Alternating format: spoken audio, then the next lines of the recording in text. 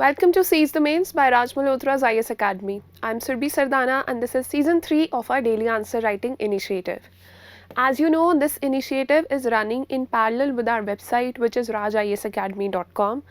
In the main answer writing section on our website, you will see a list of questions that we have discussed on Seize the Mains on a daily basis. The model answers to these questions have also been written by our team members and they have been uploaded on the website. So this initiative helps you find out what is the right way to approach answer writing for civil services mains, whether it's UPSC or any state civil services. Not only this, what you can do is after reading the model answer, in the comment section for every question, you can post your comments here. You can post your comments and post your answers. Your answers will be evaluated by our team experts entirely free of cost, and they will give you a very descriptive feedback of all your answers that you post. So let's begin. Today's topic is G20. The question with regards to G20 is has been framed because this has been in news. This was discussed in weekly current affairs session by Snigdha ma'am today on our YouTube channel. So the question is, what is G20? This is something that you should know. Briefly explain its mandate. For any international organization, the mandate of organization should be very clear to you because that is something that will help you through prelims as well as help you write mains answers. What significance does it hold for India? Answer in 150 words. So if you see, there are 3 questions which have been assimilated into one question. This is, the favorite trick of UPSC, that they bombard you with a lot of small questions and they just give you the word limit very small, that is 150 words, and then you have to take that challenge and write an answer on that. Then let's begin how to write this answer. Our answers, they take the usual approach every day. We suggest that you start with an introduction, then you use a linkage point to end your introduction and before your body paragraph. In the body paragraph, divide your body paragraphs according to the demand of question, whether in 1, 2 or 3 or more. So according to the demand of the question, these body paragraphs should be divided. After that, what you can do is write a conclusion in which you summarize all of this but in a new language. आप paraphrase करके आप उसको summarize कीजिए but in a new language, or here you can write way forward also. In your conclusion, you can use your creativity. आपने कुछ भी current affairs में पढ़ा है, if there has been any interlinkage that has, that you have been able to develop with the topic in GS paper 1 to a topic in GS paper 3, then use it here, use your creativity here. Make sure जो भी आप knowledge gather कर रहे हैं, जो भी आप linkages अपने syllabus में develop कर पा रहे हैं, वो आप conclusion में ज़रूर inculcate कीजिए, because that will give you a unique identity to your answer and it will help you score more marks. Let's first of all, we'll work on the introduction. The introduction part has already been sorted by the question itself. What we do in introduction, we talk about the subject matter. जो भी topic के बारे में बात की जाती है question में, हम उसके ऊपर introduction frame करते हैं. That is like a very normal conversation with a friend. For example, if you have to tell what is G20 to a friend, what would you tell? So that is something that we write here in English. This has been directly asked in your paper. This has been directly asked in the question here, that what is G20. So our intro part is sorted. Then briefly explain its mandate. In this mandate explanation part, we'll also talk about how it works, plus we'll talk a little bit about mandate. This will constitute a body paragraph 1. And then what significance does it hold for India? So this is something that we will keep current oriented. Why we'll keep it current oriented? Because the next presidency of G20 has been given to India by Indonesia. Recent summit was in Bali, Indonesia, that was being held. Now the next summit will be held in India. The presidency has come to India. So significance will always be here in your international relations questions. It should be in relation to the current affairs. So we'll write the current significance only, not the static significance that you must have read in your IR books. Let's begin this question. This will constitute a body paragraph 2, the significance part. And then we'll frame a good conclusion or a way forward for India or for G20 as a whole. So in the introduction, if you see that what we've done here is we have defined what is G20. G20 or group of 20 is an intergovernmental forum. So this is very important to note for any organization, that whether it is intergovernmental or not. Some organizations, they also have NGOs working in them, other business organizations are working in them. So don't miss out on this word. Intergovernmental forum comprising 19 countries and the European Union. So there are 20 members, that's why it is known as G20, but 19 countries are there, and more a lot of members from Europe or European Union are there. So those countries are counted as one unit under the European Union, because that is their wholesale representation. What it does, now you have given the basic idea. What is G20? Why is it called G20? Now in the second line we'll talk about what it does. It works to address major issues related to global economy, such as international financial stability, climate change mitigation. See, climate change was added later. So if you write just about climate financial stability here, that would be incomplete. Climate change mitigation is part of it. Sustainable development is also part of its vision and mission. These two goals were added later. The G20 membership comprises a mix of world's largest advanced, that is your developed countries, and emerging economies. Emerging economies, you can constitute India as your emerging economy, which represent, now we are beginning with data. Some data in your introduction or in the beginning of your answer sends a very good image to the examiner. Some data or quoting some report if you can.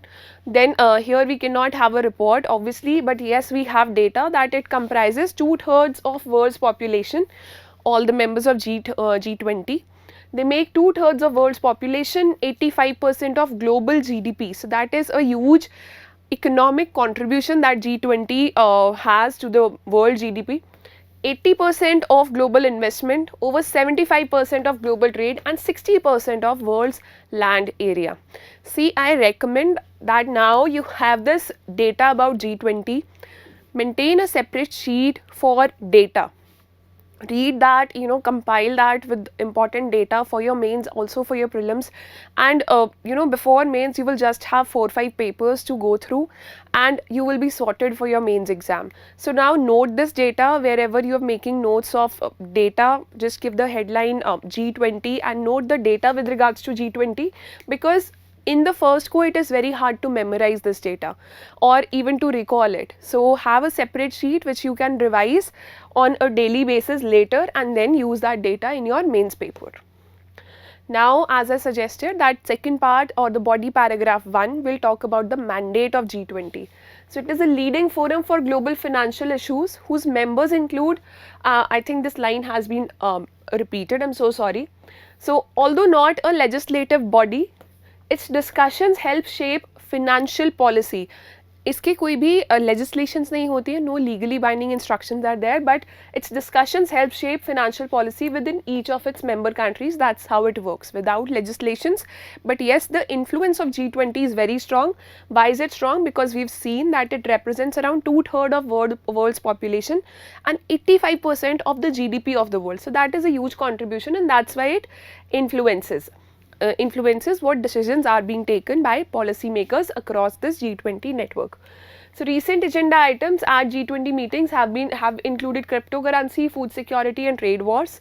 So this summarizes your mandate part, right from this part, these lines that talk about financial stability, climate sustainability, etc., to the recent mandate, cryptocurrency, food security, and trade wars. This signifies your mandate part, and also how it works. It is divided into 2 tracks. The first one is finance track, and the second one is Sherpa track. Finance track includes governors of central banks, finance ministers of a country. For example, if the finance track of G20, they are conducting a meeting, let's say tomorrow. So the finance minister and the governor of RBI, they will be concerned with it.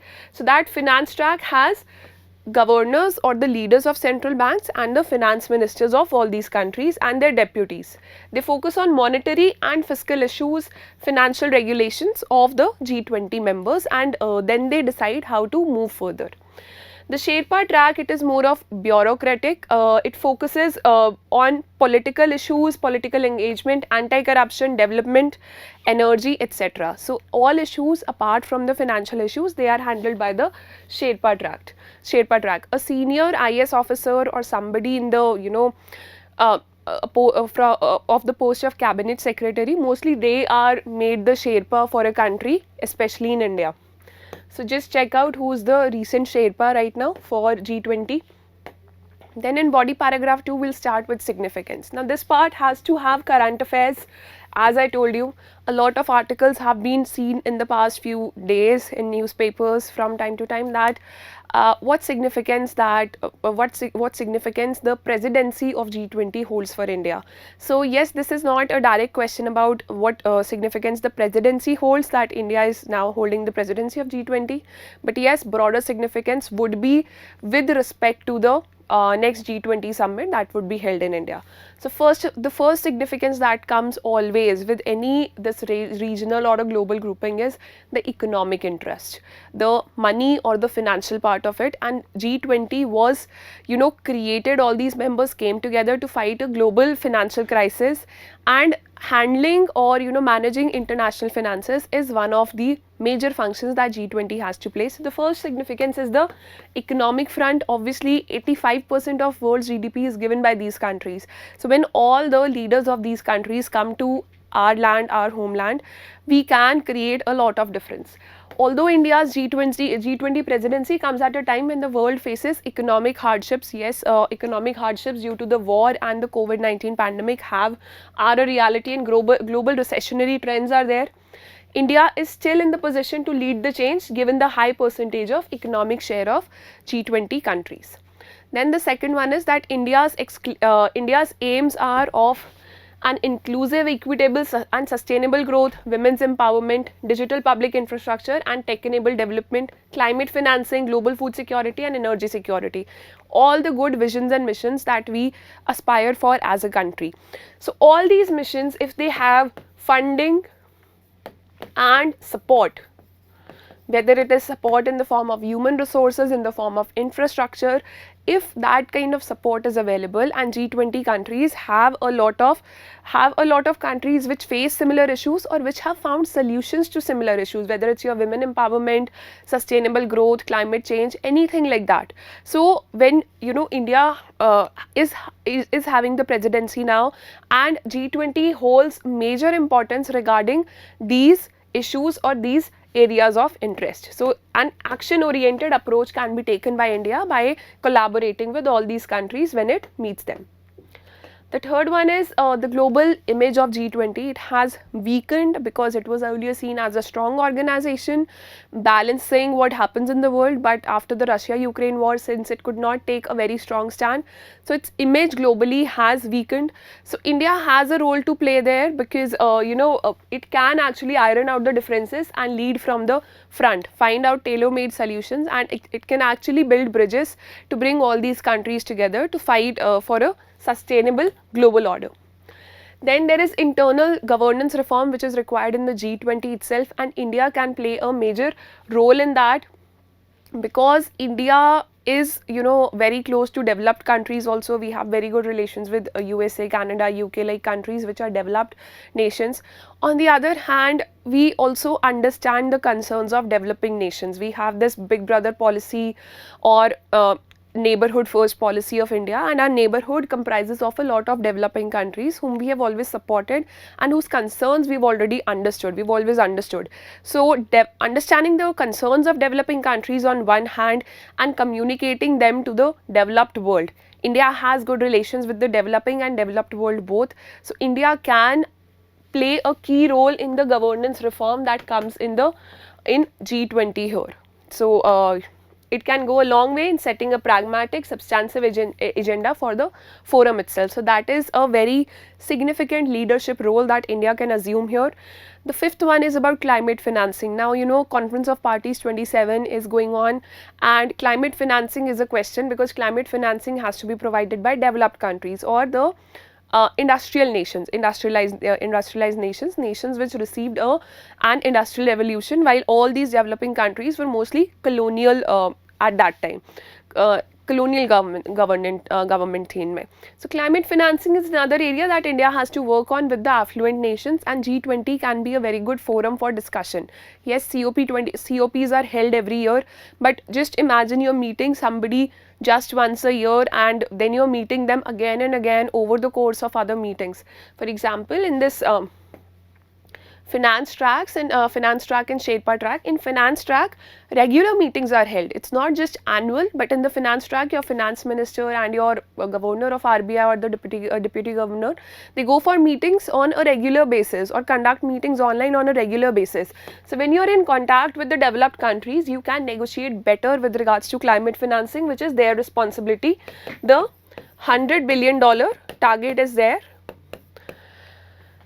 The GCF is there. So the developed countries have to be prodded for transfer of clean technologies and renewable energies to medium and low income countries. So G20 can act as a very good forum for that. Excuse the voice in the background if you heard that. Then the most important part. See, I always say how you frame your introductions and how you write your conclusion. That is going to be the most crucial part of your answer writing, because just by looking at how you start and how you end, and in the body paragraphs also how you present, the examiner will decide whether to assess you on a very good basis, whether to award you good marks or to just keep you out of the league. So make sure that your conclusions are creative, your introductions are full of facts and relevant data or figures, and your body paragraphs are presentable. I always say that yes, for example, you're writing these points here. G20 is divided into 2 tracks. For example, if you were writing this, make sure that you write, you make a flow chart here when you're writing about 2 tracks, or just create a table here, the tracks of G20, the finance track and the Sherpa track, and explain about it. It will save you a lot of words also, and it will give a good structure to your answer as well. So always have this creativity whenever you are presenting, because your mains marks depend entirely on presentation. The knowledge part is not mostly a question with many aspirants, but the presentation is. So work on that on a daily basis. Now in the conclusion, what we have written again is that India maintains close relations with developed countries on one hand, and at the same time understands and expresses the views of developing countries very well. So the G20 presidency offers a unique opportunity for India to contribute to the global agenda on pressing issues of international importance. See, this line is something that can be put in your body paragraph also, as we saw, but this line has not been, though I have explained it, but this line has not been put in your body paragraph. So if there is this twisted viewpoint or a very creative viewpoint that having good relations with developed and developing countries both, so that is something you can use to your advantage. That is something not everybody will write, and this is something that was there in recent speech or the written address that is of Prime Minister that is available on PIB. So always go through ministerial speeches, especially of the Prime Minister, President and Vice President. Whenever PIB publishes them, you will find a lot of creative solutions for your conclusions and introductions in those speeches only. Otherwise it would become very hard to find creative ideas there. So yes, reserve a creative line, reserve a line that throws light on the entire situation for your conclusion or for your introduction. Your body paragraph should cover everything, and then it should be presented in a very good format, very clean and a very presentable manner. So this is your full answer for the day. Here we end this session. The entire answer is available on our website rajisacademy.com. Visit the website, check out the mains answer writing section and other sections also. There are a lot of resources that we are uploading on a daily basis. Check our website, try to write your own answer. It's not about that your optional is not prepared or you just started preparing, your knowledge is not good.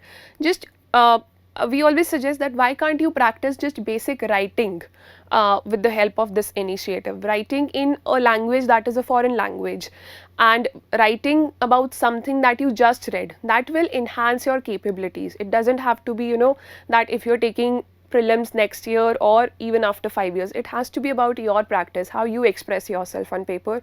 So this will definitely help you in the long run. Make sure you subscribe to the channel, you visit the website. Stay tuned. I'll see you tomorrow with another discussion on seized mains. Take care.